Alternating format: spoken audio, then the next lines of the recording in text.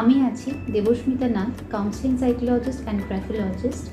আপনাদের সাথে আজকে ডিসকাস করব একটা ভীষণ ইম্পর্ট্যান্ট টপিক, সেটা হচ্ছে ওয়ার্ক স্ট্রেস বা স্ট্রেস রিলেটেড টু ওয়ার্ক, এবং সেই ওয়ার্ক স্ট্রেস থেকে কিভাবে আমরা মুক্তি পেতে পারি, কি করলে, কি ফলো করলে খুব ইজিলি আমরা ওয়ার্ক স্ট্রেসটাকে হ্যান্ডেল করতে পারি, সেইটাই হচ্ছে আজকের ডিসকাশনের বিষয়। তার আগে বলে নিই যে ওয়ার্ক স্ট্রেস নিয়ে ডিসকাস করার জন্য আমাকে মেল করেছিলেন শাহির আলী, আর মেল করেছিলেন অনুপমা রয়। তো এই দুজনই আশা করি আজকের এই এপিসোডটা দেখছেন। আর আমারও মনে হয় যে এই টপিকটা প্রচণ্ডভাবেই রেলিভেন্ট, কারণ ওয়ার্ক স্ট্রেসটা হচ্ছে এখন একটা major source of frustration, anxiety most of the মানুষের লাইফে। শুরু করা যাক আজকের ডিসকাশন। প্রথমেই বুঝতে হবে যে ওয়ার্ক স্ট্রেস আমরা কেন এক্সপিরিয়েন্স করি, মানে what are the different sources of work stress.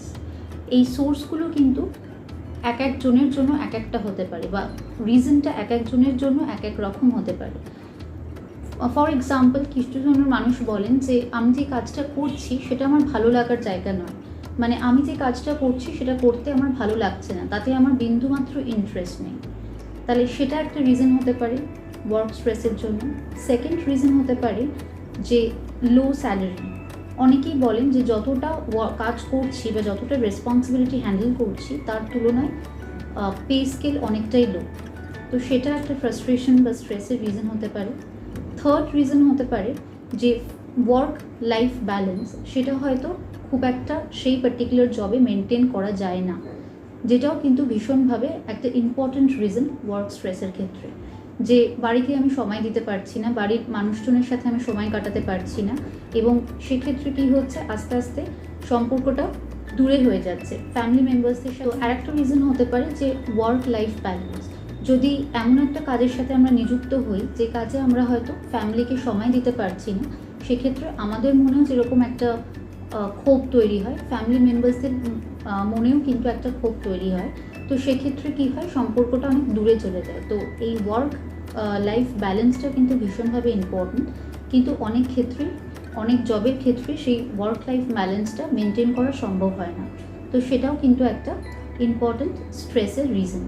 আরেকটা রিজন হতে পারে, আরেকটা ইম্পর্ট্যান্ট রিজন হতে পারে যে খুব টাইট ডেডলাইন্স দেওয়া হয়। সেই পার্টিকুলার জবে হয়তো প্রচণ্ড টাইট ডেডলাইন দেওয়া হয়, এবং কনস্ট্যান্টলি যখন for a very long period of time আপনি ডেডলাইন মিট করতে থাকছেন, এবং ডেডলাইন মিট করতে করতে করতে একটা টাইমে একটা মানুষ প্রচণ্ড টায়ার্ড হয়ে যায়, মানে both physically and mentally he gets very much exhausted.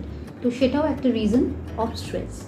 আর একটা হতে পারে ল্যাক অফ অটোনমি বা ল্যাক অফ ইন্ডিপেন্ডেন্স, আপনি বলতে পারেন যে lack of independence in workplace. মানে আপনি যে কাজগুলো করছেন সেই সমস্তটাই ডিসিশন হয়তো আপনার সুপারভাইজার বা আপনার ওপরে যারা আছেন তারা সেই ডিসিশনটা নিচ্ছেন। আপনি হয়তো সেভাবে আপনার কাজের জায়গায় ইন্ডিপেন্ডেন্স পাচ্ছেন না, বা আপনি হয়তো খুব একটা ইম্পর্ট্যান্ট পার্ট নন অর্গানাইজেশনে ইন ডিসিশন মেকিং, বা আপনি যতটা যে কাজটা যেভাবে করতে চাইছেন সেই কাজটা হয়তো সেইভাবে আপনি করে উঠতে পারছেন না আপনার জবের জায়গায়। তো সেটাও একটা ইম্পর্ট্যান্ট রিজন যে ল্যাক অফ অটোনমিও কিন্তু, ল্যাক অফ অটোনমি বা ল্যাক অফ ইন্ডিপেন্ডেন্স যাই বলুন, সেটাও কিন্তু একটা ইম্পর্ট্যান্ট রিজন ফ্রাস্ট্রেশন। আর একটা হচ্ছে লং আওয়ার্স অফ ওয়ার্ক। এটা আশা করি মানে most of the people will agree with me যে এখনকার দিনে জবে প্রচণ্ড একটা লেন্দি পিরিয়ড অফ টাইম আপনাদেরকে অফিসে থাকতে হচ্ছে। সেক্ষেত্রে যেটা হয় যে ফিজিক্যালি বা মেন্টালি আমরা খুব তাড়াতাড়ি এক্সস্টেড হয়ে যাই, এবং সেটা যখন অনেক দিন ধরে চলে তখন একটা হিউজ অ্যামাউন্ট অফ স্ট্রেস আমরা এক্সপিরিয়েন্স করে থাকি। আর একটা ইম্পর্ট্যান্ট পয়েন্ট হচ্ছে জব ইনসিকিউরিটি, মানে আমার চাকরিটা কতদিন থাকবে বা কতদিন এই অর্গানাইজেশনে আমি কাজ করব, এই বিষয়ে আমার যখন ইনসিকিউরিটি তৈরি হয়। তো জব ইনসিকিউরিটি ডেফিনেটলি একটা ইম্পর্ট্যান্ট রিজন স্ট্রেসের ক্ষেত্রে। যখন আমরা জব ইনসিকিউরিটি এক্সপিরিয়েন্স করি তখন আমরা মন দিয়ে ভালোভাবে কাজ করতে পারি না, কনসেন্ট্রেট করতে পারি না, অনেক ইরিটেটেড ফিল করি, এবং আমাদের ফিউচারটাও অবভিয়াসলি অনেকটা ইনসিকিউরড হয়ে যায়। তো জব ইনসিকিউরিটিটাও একটা রিজন অফ ওয়ার্ক স্ট্রেস। আর একটা হচ্ছে চেঞ্জ ইন অর্গানাইজেশন। যদি আপনি রিপিটেডলি অর্গানাইজেশন চেঞ্জ করতে থাকেন, মানে আজকে হয়তো আপনি একটা অর্গানাইজেশনে কাজ করছেন, কিছুদিন পরে হয়তো আপনি আরেকটা অর্গানাইজেশনে কাজ করছেন, তারপরের দিন আরেকটা অর্গানাইজেশনে কাজ করছেন। তো কিছুদিন করে করে আপনি যখন এক একটা অর্গানাইজেশনে কাজ করছেন তখন অবভিয়াসলি আপনার পক্ষে ডিফিকাল্ট হয় সেই প্রত্যেকটা different work environment, work culture এর সাথে অ্যাডপ্ট করে নেওয়া বা অ্যাডজাস্ট করে নেওয়া, বা প্রত্যেকটা অর্গানাইজেশনের ওয়ার্ক প্যাটার্ন আলাদা হয়।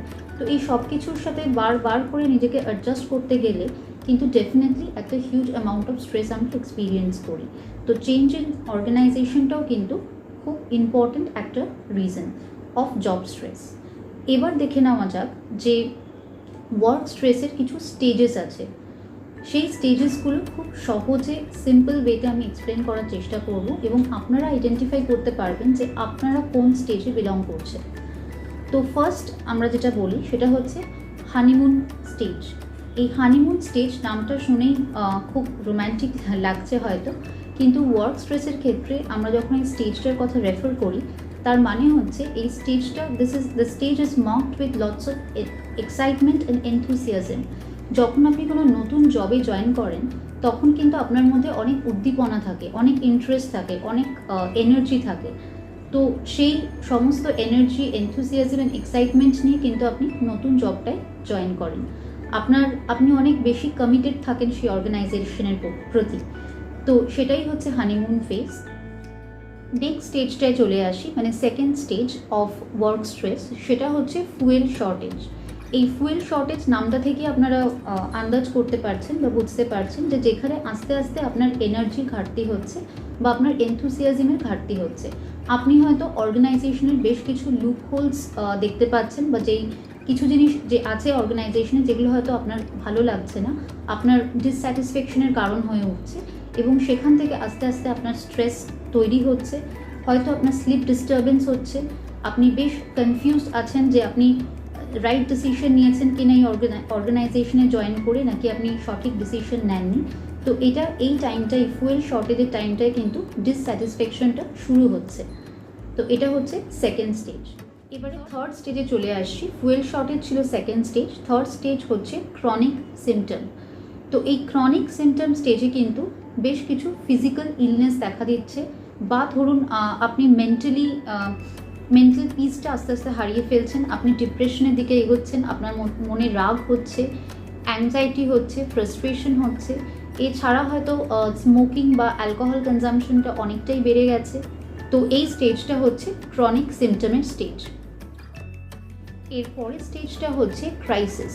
এই ক্রাইসিস স্টেজে কিন্তু আপনি পেসিমিজম এক্সপিরিয়েন্স করছেন, মানে আপনার নেগেটিভ অ্যাটিটিউড হয়ে যাচ্ছে টুয়ার্ডস ওয়ার্ক, সেলফ ডাউট আসছে, সেলফ কনফিডেন্স আপনি আস্তে আস্তে হারিয়ে ফেলছেন, ডিপ্রেশন, অ্যাংজাইটি আরও বেশি বেড়ে যাচ্ছে। এছাড়াও স্মোকিং, অ্যালকোহলিজম যেটা আগের স্টেজে আপনি করছিলেন সেটাও কিন্তু অনেকটাই বেড়ে যাবে। এর সাথে সাথে শুরু হবে ওয়ার্ক প্লেসে অ্যাবসেন্টিজম, বা আপনি হয়তো নেগেটিভ ডিসকাশনে ইনভলভ হয়ে যাচ্ছেন সেই পার্টিকুলার অর্গানাইজেশনের ব্যাপারে, এবং আপনি প্রচণ্ড মাত্রায় ইনসিকিওর ফিল করছেন এবং ডিসস্যাটিসফাইড ফিল করছেন এই পার্টিকুলার স্টেজে। এরপরের স্টেজটা, মানে last stage of work stress, সেটা হচ্ছে হিটিং দ্য ওয়াল। নামটা থেকে এখানেও অবশ্যই আপনারা আন্দাজ করতে পারছেন যে এটা ডেফিনেটলি শেষ স্টেজ, যেখানে আপনি ফিজিক্যালি, ইমোশনালি কমপ্লিটলি এক্সস্টেড।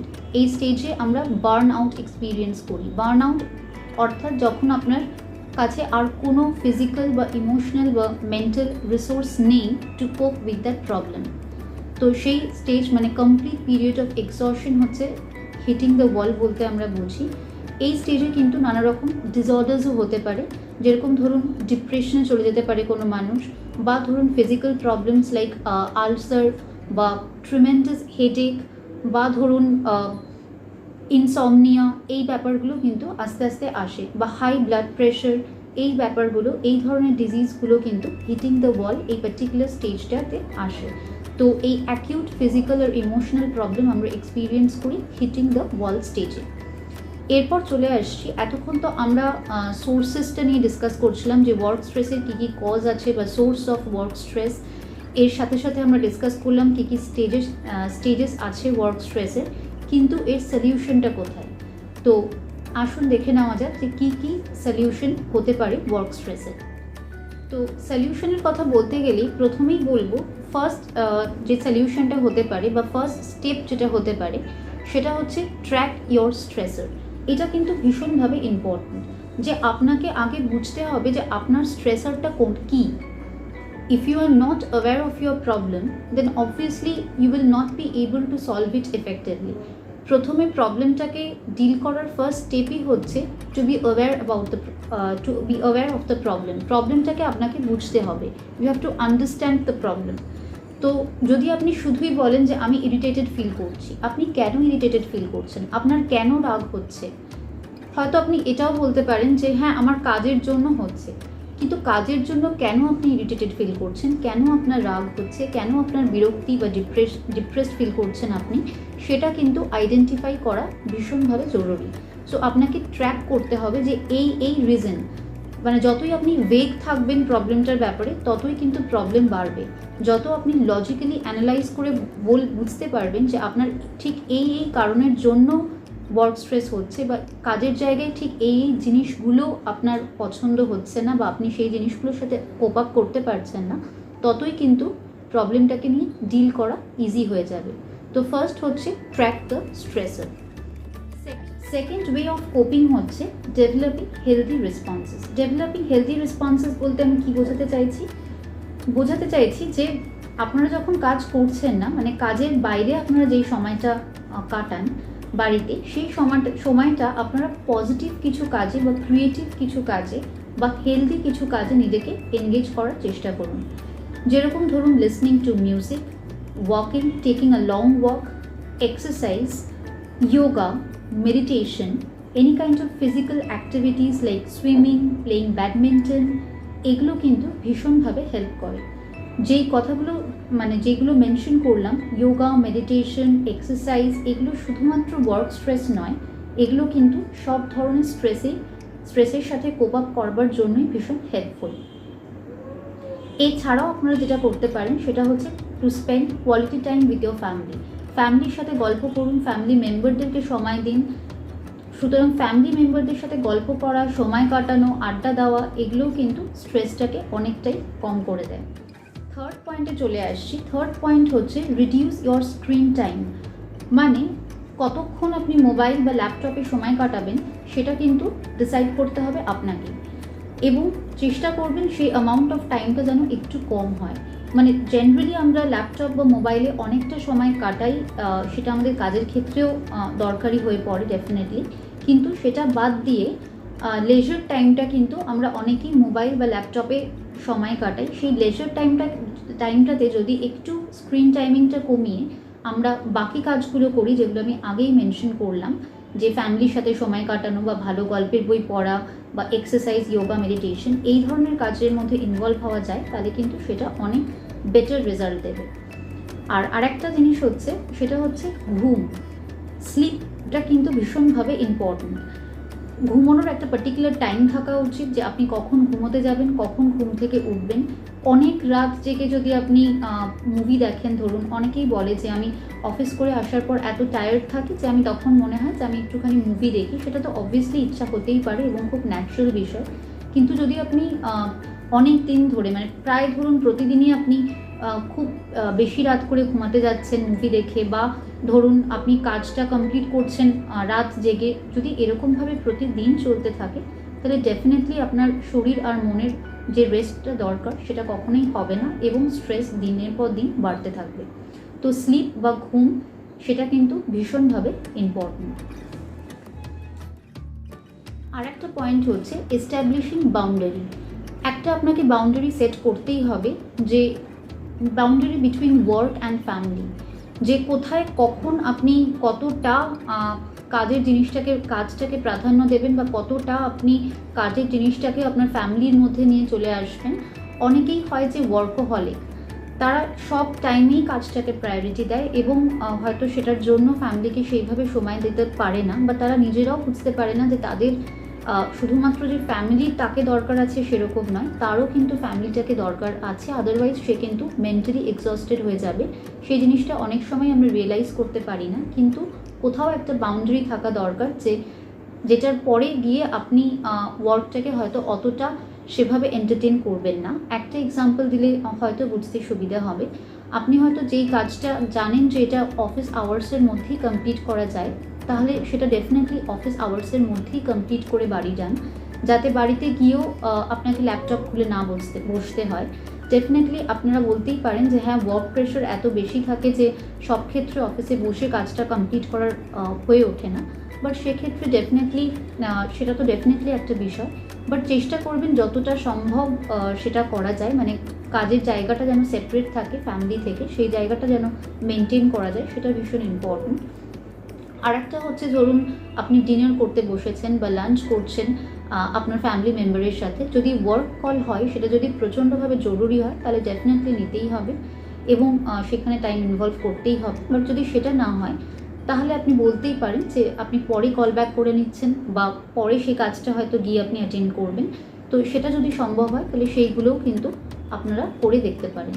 তো এখানে boundary between work and your personal life সেটা কিন্তু ভীষণভাবে ইম্পর্টেন্ট এবং এটাও কিন্তু হেল্প করবে আপনাকে স্ট্রেসটা নিয়ে ডিল করতে। আর একটা জিনিস হচ্ছে, take some time to recharge your self.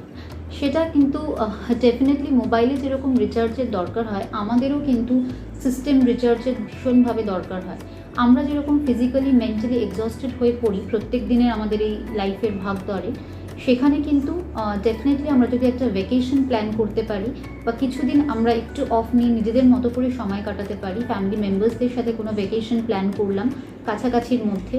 যদি সবসময় লং ভ্যাকেশন অবভিয়াসলি প্ল্যান করা পসিবল হয় না, সেক্ষেত্রে যদি উইকেন্ড ট্যুর রাখা যায় বা ফ্যামিলি গেট টুগেদার রাখা যায়, সেটাও কিন্তু অনেকটাই হেল্প করে two recharge our body and mind. এটা আমাদেরকে ফ্রেশ এনার্জি দেয়, আমরা অনেক সুন্দর মন নিয়ে আবার রিচার্জ হয়ে আবার কাজে জয়েন করতে পারি। আরেকটা বিষয় হচ্ছে, যদি আপনি প্রচণ্ডভাবে ওয়ার্ক প্রেশার এক্সপিরিয়েন্স করেন তাহলে ডেফিনেটলি আপনার যেই ডিসস্যাটিসফ্যাকশনের জায়গাটা, সেটা সবসময় মুখ বুজে সহ্য না করে অনেক সময়তেই হয় যে আপনি যদি আপনার সুপিরিয়র পার্সনের সাথে, মানে আপনার ওয়ার্ক প্লেসে যে আপনার সুপিরিয়র আছে তার সাথে যদি আপনি কথা বলেন খোলাখুলিভাবে যে আপনার কোথায় কোথায় অসুবিধে হচ্ছে, তাহলে সেটাও কিন্তু অনেক ক্ষেত্রেই আপনাকে হেল্প করতে পারে।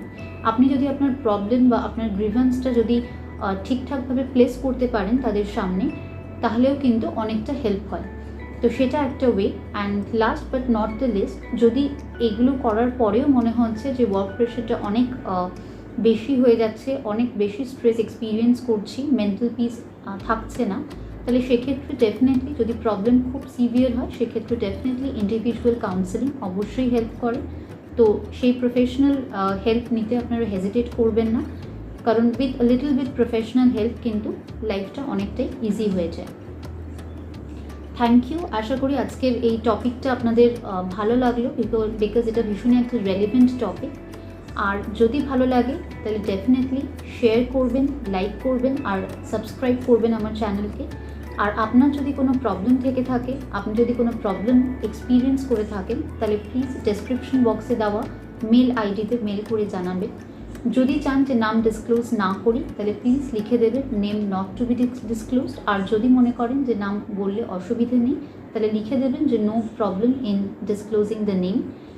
আর যদি আপনাদের কোনো সাজেশন থাকে, মানে টপিক আপনারা চান যে আমি সেগুলো ডিসকাস করি, সেই টপিকগুলো আমাকে মেল করে বা কমেন্ট সেকশনে জানাতে পারেন লিখে, আমি ডেফিনেটলি সেগুলো নিয়েও কথা বলবো। সবাই সুস্থ থাকবেন শারীরিক ও মানসিকভাবে, সবাইকে ভালো রাখার চেষ্টা করবেন। নমস্কার।